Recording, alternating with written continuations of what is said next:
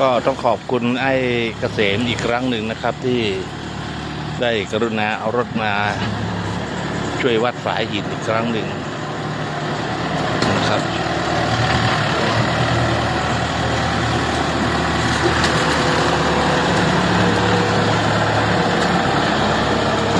อันตรายหน่อยลื่นมันเต็มเกินครับเต็มเกิน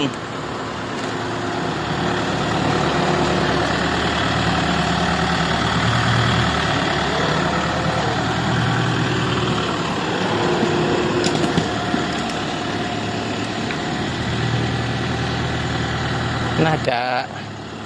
ตัวนี้น่าจะย้ายได้คือเอาหน้ามาอีกฝากหนึ่งเพราะว่าตรงนี้มันโชว์หน้าเกินเนี่ยด้านนี้นะครับแล้วก็น่าจะเอ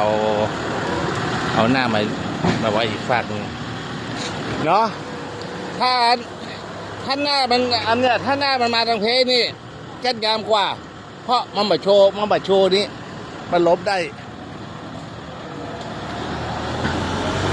ถ้าข่าวว่าคนขับรถไถเป็นใครอ่ะ